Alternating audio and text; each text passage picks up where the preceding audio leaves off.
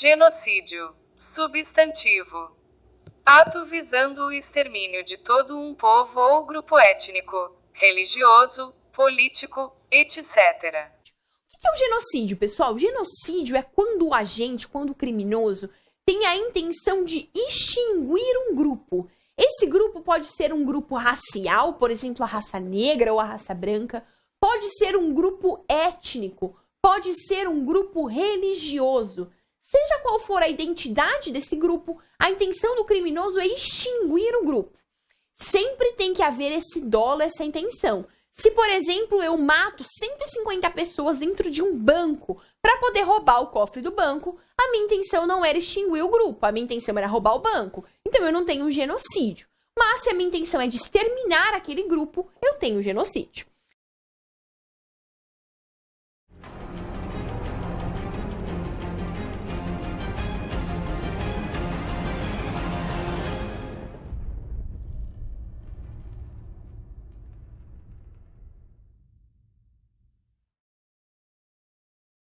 (2) O genocídio da classe trabalhadora.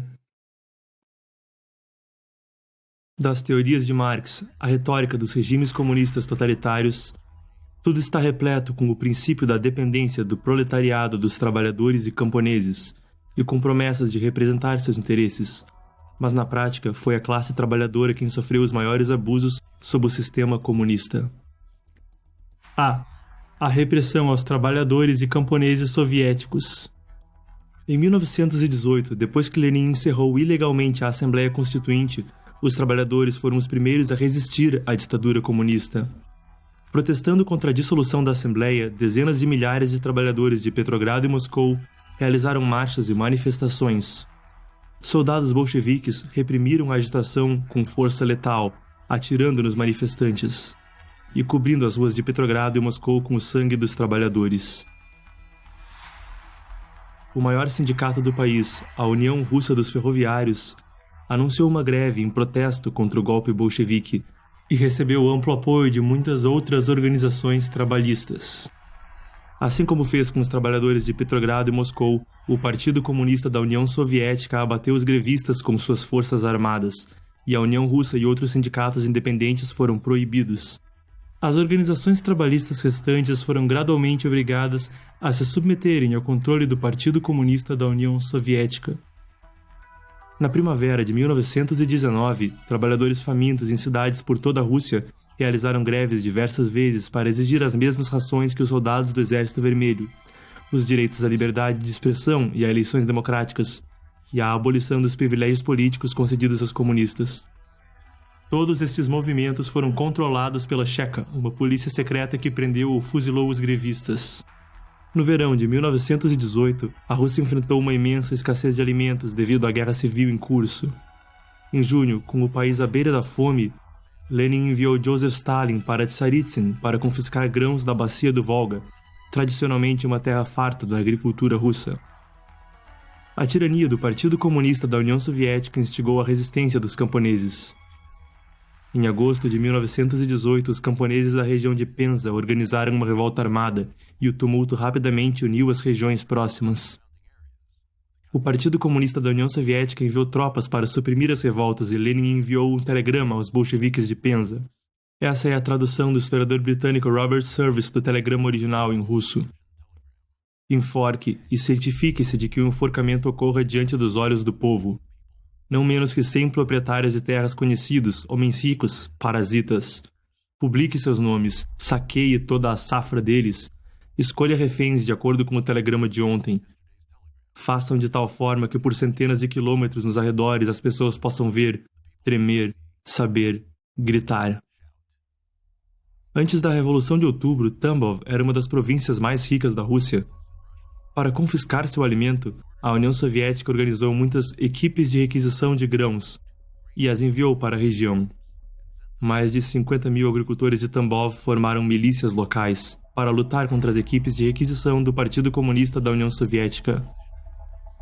Em junho de 1921, diante da tarefa de suprimir a rebelião de Tambov, o regime soviético sugeriu que o comandante militar Mikhail Tukhachevsky combatesse os revoltados com gás venenoso. O uso de armas químicas por Tukhachevsky, junto a incêndios que queimaram toda a região, deixou muito de Tambov completamente desolada. Cerca de 100 mil camponeses de Tambov que participaram da resistência e seus parentes foram presos ou exilados. Cerca de 15 mil pessoas morreram na insurgência. A carnificina generalizada na União Soviética serviu como um modelo abrangente para a vindoura perseguição do Partido Comunista Chinês aos trabalhadores e camponeses da China. B. Seguindo o modelo soviético. A China tem uma cultura vasta e profunda, com uma história de 5.000 anos. Seu povo é imerso pela tradição de adorar deuses e reverenciar o divino. O espectro do comunismo, incapaz de conquistar 5.000 anos de tradição usando apenas a conspiração, lidou com a cultura tradicional chinesa usando violência sistemática. O Partido Comunista Chinês alvejou as elites da sociedade, que agiam como baluartes da cultura tradicional. Destruiu os artefatos físicos da civilização chinesa e mutilou as conexões entre o povo chinês e seus deuses. O legado da tradição chinesa foi substituído por uma cultura do partido, a ser disseminada entre os sobreviventes dos genocídios do PCC, transformando os jovens em traiçoeiras crias de lobo, que agem como peões do espectro na destruição contínua da humanidade. Imediatamente após assumir o poder, o PCC começou a inventar inimigos, a começar pelo assassinato das elites. No campo, massacrou latifundiários e nobres. Nas cidades, matou empresários, criando uma atmosfera de terror e saqueando a riqueza da sociedade civil. Para incitar os camponeses a matar latifundiários e agricultores ricos e a apoiar o novo regime comunista, o PCC implementou a chamada Reforma Agrária, que prometeu ao campesinato sua própria terra. Mas depois de assassinar os proprietários das terras, o PCC alegou que a terra deveria ser entregue aos camponeses na forma de cooperativas. Na prática, significava que a terra ainda não pertencia aos camponeses. Em março de 1950, o PCC emitiu a Diretriz para a Supressão Estrita de Elementos Contra-Revolucionários, também conhecida como a Campanha para Suprimir Contra-Revolucionários, que ocupava-se em matar os proprietários e camponeses ricos no interior. O PCC anunciou que, ao final de 1952, mais de 2,4 milhões de contra-revolucionários haviam sido eliminados. Na verdade, mais de 5 milhões de pessoas, representando quase 1% do total da população chinesa, haviam sido assassinadas. Depois de matar os latifundiários e camponeses ricos no interior, o PCC lançou as campanhas 3 Anti e 5 Anti para assassinar moradores ricos nas cidades. Somente em Xangai, 876 pessoas cometeram suicídio durante o movimento entre janeiro e abril de 1951, segundo estatísticas incompletas. Entre eles, muitos capitalistas cometeram suicídio com todos os seus familiares. O PCC não parou com o extermínio de latifundiários e capitalistas. Também roubou a riqueza de camponeses, pequenos comerciantes e artesãos. Após a carnificina generalizada, a grande maioria da classe trabalhadora permanecia pobre.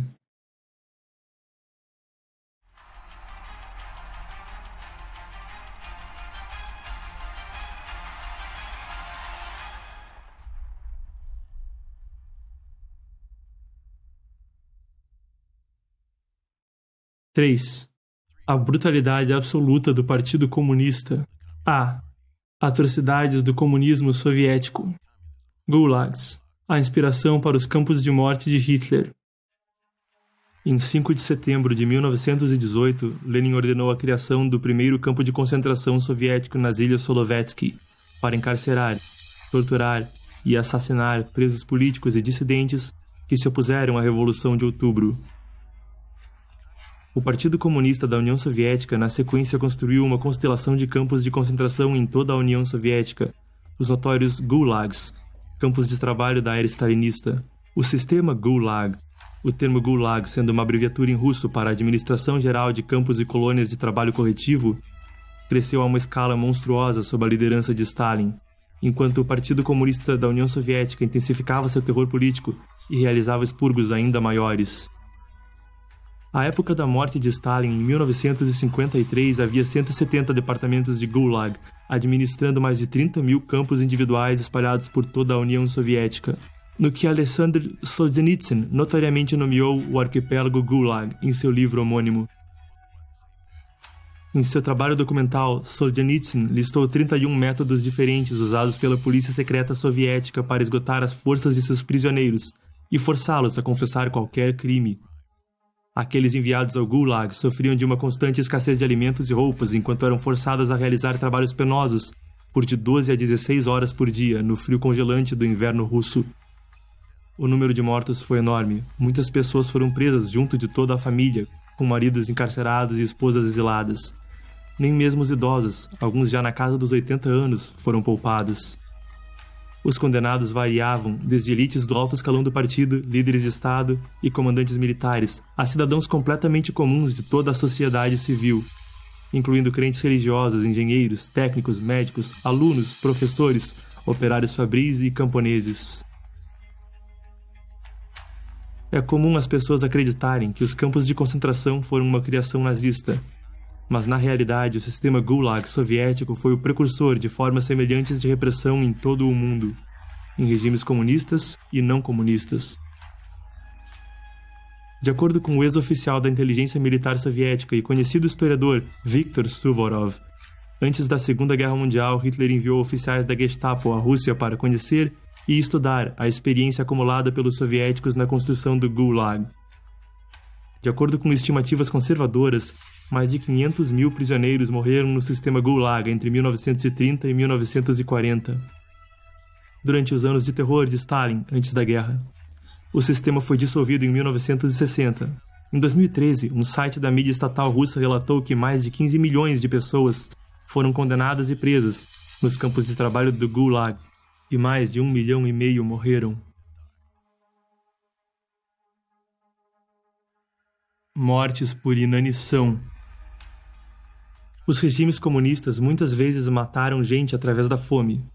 Entre 1932 e 1933, a região da Ucrânia sofreu de uma fome genocida generalizada, conhecida como o Holodomor, causado pelo regime soviético.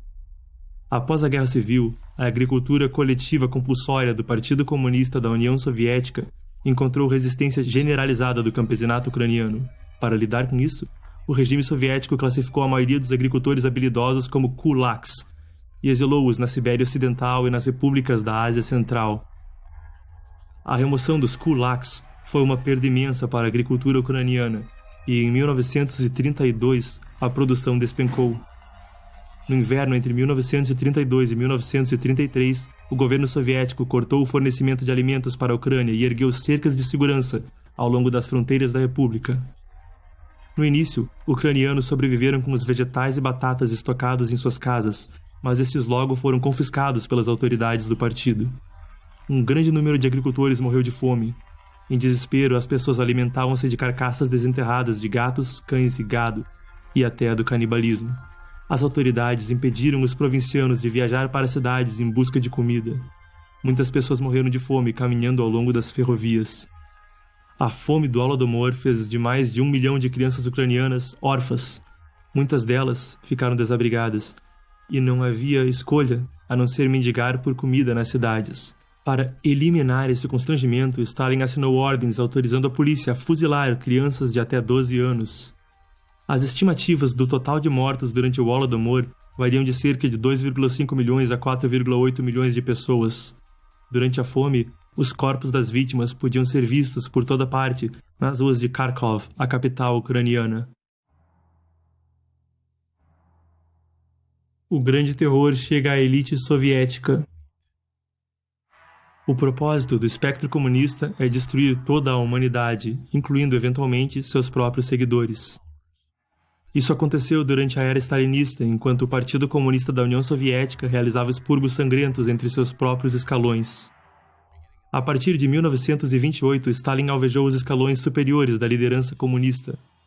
Dos 1966 delegados ao 17º Congresso do Partido Comunista da União Soviética, em 1934, 1.108 foram presos sob a acusação de atividade contra-revolucionária. Dos 139 membros do Comitê Central eleitos no 17º Congresso, 4 em cada 5 foram fuzilados. O Politburo soviético elegeu 31 membros entre 1919 e 1935, dos quais 20 foram mortos nos expurgos de Stalin. Lavrenti Beria, chefe da polícia secreta de Stalin, disse uma vez: "Mostre-me o homem e eu encontrarei o crime." Exceto Stalin, todos os integrantes do Politburo à época da morte de Lenin em 1924, Lev Kamenev, Grigory Zinoviev, Alexei Rykov, Mikhail Tomsky e Leon Trotsky, foram executados ou assassinados até 1940. Nenhuma alçada da sociedade foi poupada pelo Grande Terror. Repressão nos campos da religião, da ciência, da educação, da academia e das artes precedeu os expurgos que assolaram a elite militar e política. As principais vítimas do terror de Stalin foram os cidadãos soviéticos comuns. Quantos foram presos, mortos, encarcerados ou exilados por Stalin no Grande Terror? Ainda hoje não há registros ou respostas cabais. Na véspera da dissolução da União Soviética em junho de 1991, o chefe da KGB, Vladimir Kryuchkov, disse que entre 1920 e 1953, cerca de 4,2 milhões de pessoas foram, citando, suprimidas, incluindo 2 milhões somente durante o Grande Terror. Alexander Yakovlev, um político reformista na era soviética e sob Yeltsin, disse em uma entrevista de 2000 que as vítimas da repressão stalinista totalizavam pelo menos 20 milhões.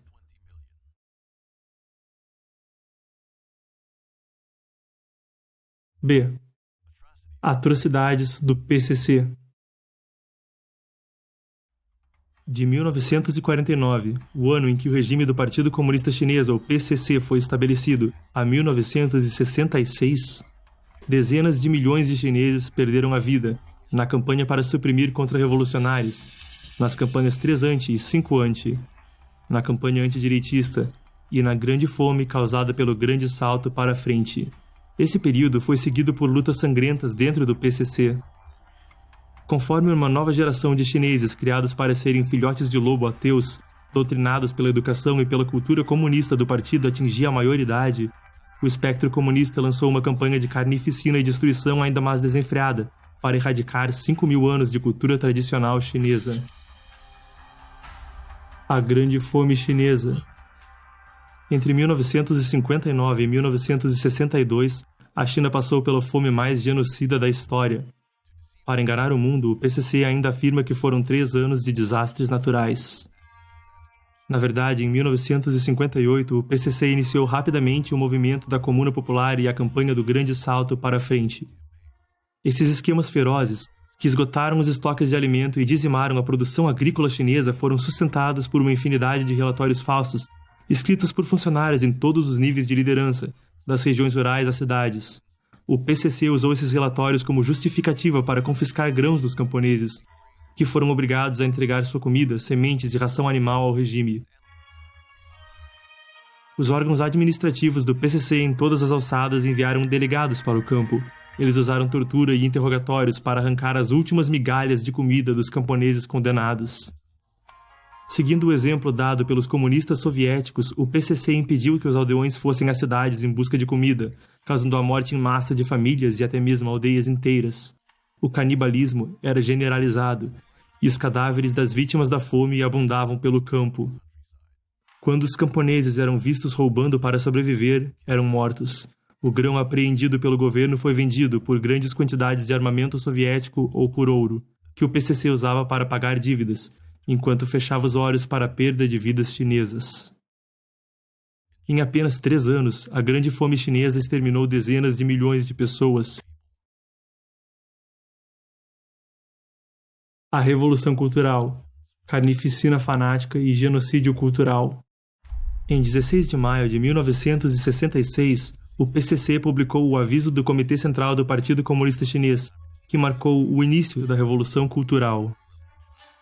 Em agosto, com os filhos de altos oficiais do PCC como líderes, alunos de escolas secundárias de Pequim agruparam-se na Guarda Vermelha. A facção devastou Pequim em um frenesi de saques, assaltos e mortes. Ao final do mês, conhecido como Agosto Vermelho, milhares de pessoas em Pequim haviam sido assassinadas. No distrito de Daxing, em Pequim, 325 pessoas foram mortas em 6 dias entre 27 de agosto e 1º de setembro, em 48 brigadas de produção de 13 comunas populares. A idade dos mortos ia de apenas 38 dias até 80 anos, e 22 famílias foram executadas por completo. A Guarda Vermelha espancava suas vítimas com cacetetes e também as esfaqueava ou estrangulava. Matavam bebês e crianças de colo pisando em uma perna e rasgando a vítima ao meio. Enquanto o espectro do comunismo dirigia as pessoas a espancar e matar, ele erradicou sua compaixão humana, realizando nelas uma lavagem cerebral com o slogan de tratar o inimigo com a crueldade torpe do inverno indomável. A cada crime contra a humanidade, o PCC expulsava a cultura tradicional e a virtude moral dos chineses. Envenenadas pela cultura do partido, muitas pessoas tornaram-se instrumentos de assassinato. Quando a maioria das pessoas vê ou aprende a respeito dos atos sanguinários do Estado comunista totalitário, ficam absolutamente confusas sobre como alguém poderia decair a tal barbárie desumana. A verdade por trás do fato é que estavam possuídos por demônios podres e espíritos degenerados controlados pelo espectro comunista. Estimar a perdição da revolução cultural é uma tarefa assustadora. A maioria dos estudos sugere um número mínimo de 2 milhões de mortes. R.J. Rummel, um acadêmico americano que pesquisou o genocídio, escreveu em seu livro China's Bloody Century que a revolução cultural ceifou a vida de 7,73 milhões de pessoas. Dong Baoshun, um professor adjunto da Universidade de Shandong, na China, e Jin Longjia, vice-diretor do Gabinete de Pesquisa de História do Partido em Shandong, publicaram um livro em 1997 intitulado Exonere os Inocentes, Reabilite os Injustamente Acusados e Condenados. Lá citava Ye Jianyin, o vice-presidente do Comitê Central do PCC, com as seguintes declarações, feitas durante a cerimônia de encerramento da Conferência Central do Trabalho em 13 de dezembro de 1978. 2 anos e 7 meses de ampla investigação pelo Comitê Central determinaram que 20 milhões de pessoas morreram na Revolução Cultural. Mais de 100 milhões sofreram perseguição política e 800 bilhões de yuans foram desperdiçados. De acordo com as obras selecionadas de Deng Xiaoping, de 21 a 23 de agosto de 1980, o líder do PCC, Deng Xiaoping, concedeu 2 entrevistas à jornalista italiana Oriana Fallaci no Grande Salão do Povo. Fallaci perguntou-lhe: quantas pessoas morreram na Revolução Cultural? Deng respondeu: quantas pessoas realmente morreram na Revolução Cultural? O número é astronômico, jamais poderá ser estimado. Deng descreveu um caso típico. Kang Shan, o chefe da polícia secreta do PCC, acusou o secretário do partido da província de Yunnan, Zhao Jianmin, de traição e de ser um agente do Kuomintang. Zhao não só foi preso, mas sua derrocada também impactou 1,38 milhões de pessoas em toda a província, das quais 17 mil foram perseguidas até a morte e 60 mil foram espancadas até se tornarem aleijadas.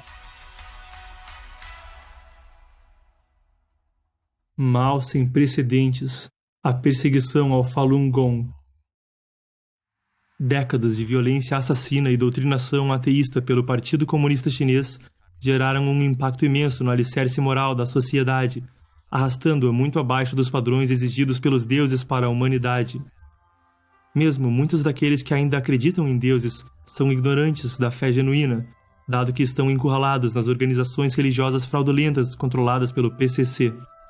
Se a situação continuar a se degenerar, a humanidade enfrentará a extinção certa, como profetizado nos textos sagrados de todas as civilizações antigas. Durante a primavera de 1992, para restaurar a moralidade humana e oferecer um caminho para a salvação, o Sr. Li Hongzhi ensinou o Falun Gong, também conhecido como Falun Dafa, uma prática espiritual baseada na crença nos princípios de verdade, compaixão e tolerância. Sendo de fácil aprendizado, o Falun Gong se disseminou pela China em poucos anos, conforme praticantes, junto de seus parentes e colegas, experimentavam milagres na melhoria da sua saúde e caráter. Dezenas de milhões de pessoas adotaram a prática na China e em todo o mundo. Com tantas pessoas praticando o cultivo no Falun Gong e atendo-se a padrões mais elevados, a sociedade começou a redescobrir suas orientações morais. Mas o espectro do comunismo é obcecado por impedir que o homem seja salvo pelo Criador. Ele destruiu as culturas tradicionais e corrompeu os valores morais humanos. Naturalmente, ele vê o Falun Gong como seu maior adversário. Em julho de 1999, o então líder do PCC, Jiang Zemin, unilateralmente ordenou a perseguição sistemática do Falun Gong e de seus praticantes.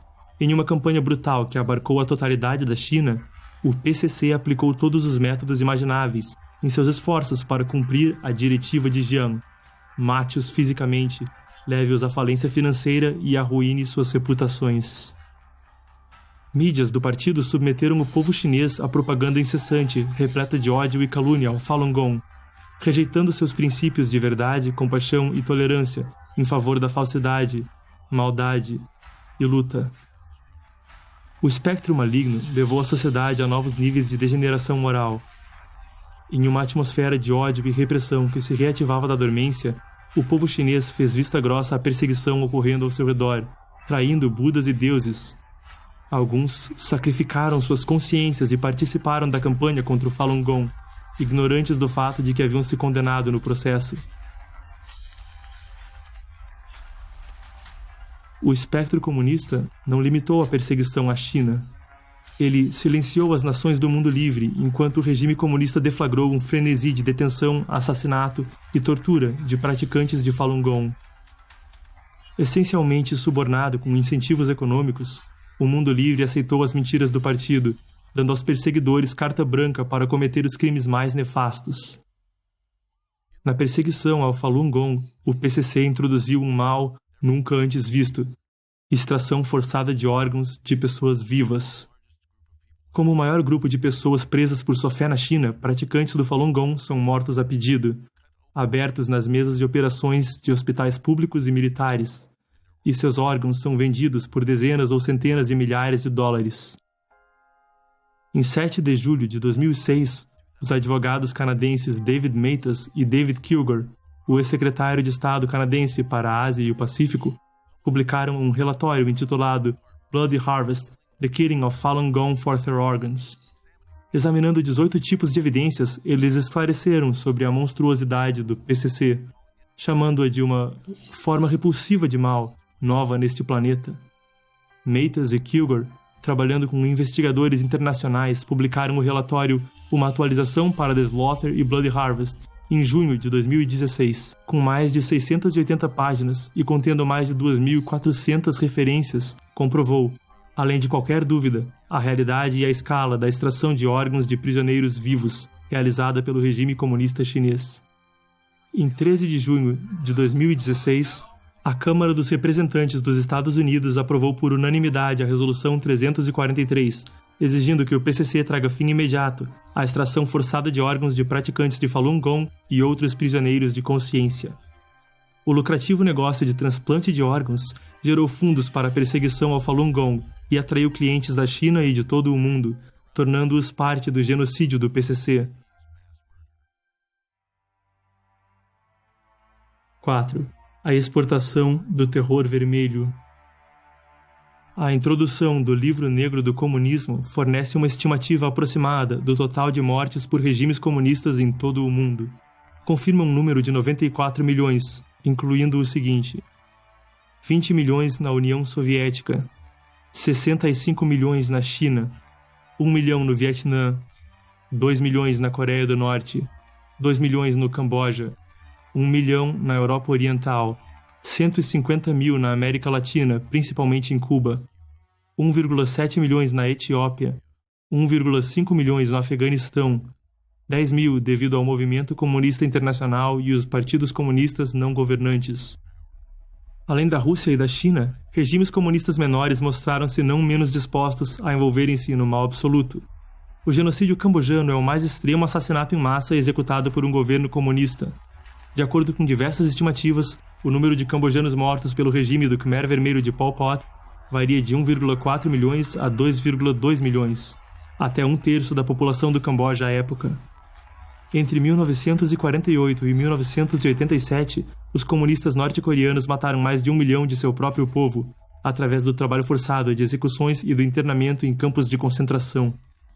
Na década de 1990, a fome matou entre 240 e 420 mil pessoas.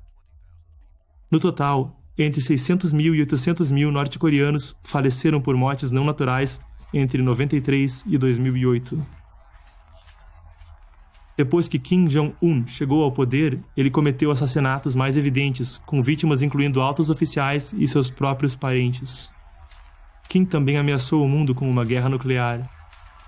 Em apenas um século, Desde a ascensão do primeiro regime comunista na Rússia, o espectro maligno do comunismo assassinou mais pessoas nas nações sob seu governo que o total de mortos em ambas as guerras mundiais. A história do comunismo é uma história de assassinato, e cada página é escrita com o sangue de suas vítimas.